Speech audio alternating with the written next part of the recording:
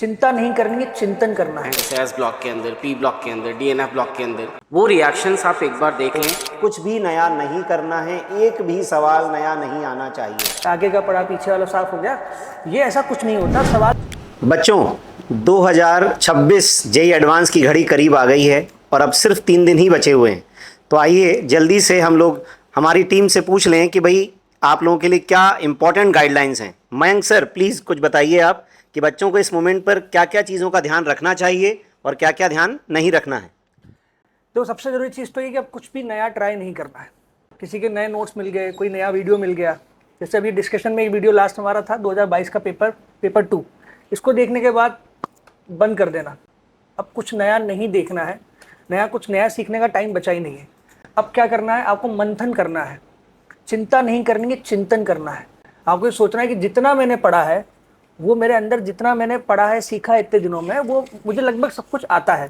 जब सवाल आएगा तो उसका जवाब अपने आप सवाल से थ्रू मुझे याद आ ही जाएगा। तो ये मत सोचना कि मैं कितना रिटेन कर पाऊंगा, कितना रिटेन नहीं कर पाऊंगा। जैसे मैं ऑर्गेनिक की बात करूं, आप रिएक्शन पढ़ते हो, आपको लगता है रिएक्शन पढ़ी, रिएजेंट भूल गए, आगे का पढ़ा पीछे वाला साफ हो गया, ये ऐसा कुछ नहीं होता। सवाल जब आपके सामने होगा तो आपको सब कुछ रिकॉल हो जाएगा। अगर आपने कोई ऐसा लेंथी चैप्टर था जो आपने छोड़ दिया, फॉर एग्जाम्पल मान लेते हैं आपने नहीं पढ़ा अभी तक chemistry everyday life, for example नहीं पढ़ा, तो अब उसको पढ़ने की आवश्यकता नहीं है। उससे अच्छा मैं मानता हूँ कि जो आपके बहुत स्ट्रॉन्ग चैप्टर है, जैसे कि जीओसी आपका अच्छा है, अल्कोहल ईथर फिनोल आपने अच्छे से किया है, एरोमेटिक आप बढ़िया से कर पा रहे हैं, या अगर आपने ऑक्सीडेशन रिडक्शन को अच्छे से पढ़ा है तो आप उसी को रिवाइज कर लीजिए। नोट्स अगर आपने बनाए हैं, शॉर्ट नोट्स अगर आपने बनाए तो बहुत अच्छी बात है।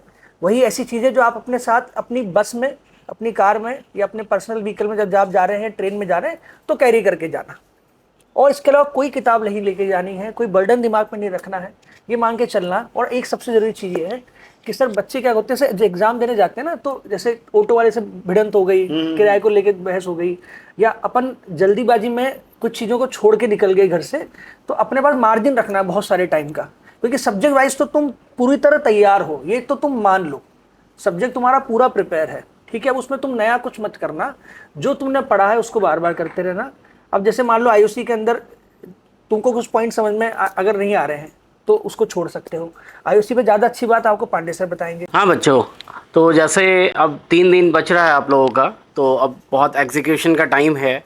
तो लास्ट पॉइंट पे इनऑर्गेनिक के लिए मेरा सजेशन आपसे होगा कि पूरे साल आपने पढ़ाई करी है, आपने मोस्ट प्रॉब्ली शॉर्ट नोट्स बनाए होंगे, और अगर नहीं भी बनाए हैं तो मेरा लास्ट पॉइंट पे सजेशन है कि आप एनसीईआरटी की किताब में जितने भी ब्लॉक केमिस्ट्री के अंदर रिएक्शंस दिए हुए हैं, जैसे एस ब्लॉक के अंदर, पी ब्लॉक के अंदर, डीएनएफ ब्लॉक के अंदर, वो रिएक्शंस आप एक बार देख लें, उन्हीं को बार बार मेडिटेट करें, अपने स्लीप साइकिल को थोड़ा सुधारें।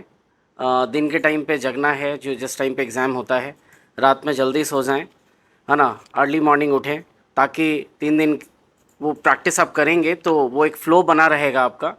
और पॉजिटिव माइंडसेट रखना है आपको, तो इससे काफ़ी फ़ायदा होने वाला है आपको आगे चलकर।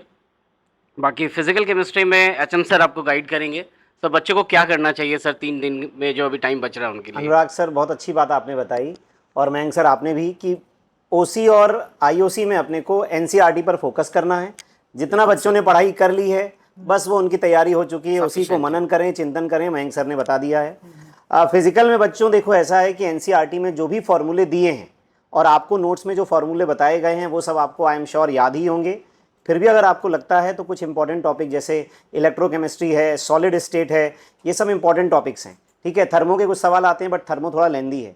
तो आपने अपने जितने चैप्टर भी बेटा पढ़े हैं ना, बस उन पर फोकस करो, उनके फॉर्मूले रिवाइज कर लो, क्लास नोट्स के ही एग्जाम्पल कर लो। कुछ भी नया नहीं करना है, एक भी सवाल नया नहीं आना चाहिए। और एक बात और जो मयंक सर ने बताई कि किसी से भी ज़्यादा बहसबाजी नहीं करनी है। किसी ऑटो वाले से भी लड़ाई हो जाए तो अपना चुपचाप निकल लो, भैया ले भैया तू लास्ट टाइम हमसे 50 रुपये ज़्यादा ले ले, लेकिन बहस नहीं करेंगे, क्योंकि बहस करने से हमारा ही दिमाग ख़राब होगा। बहुत बढ़िया सर, ठीक है बच्चों।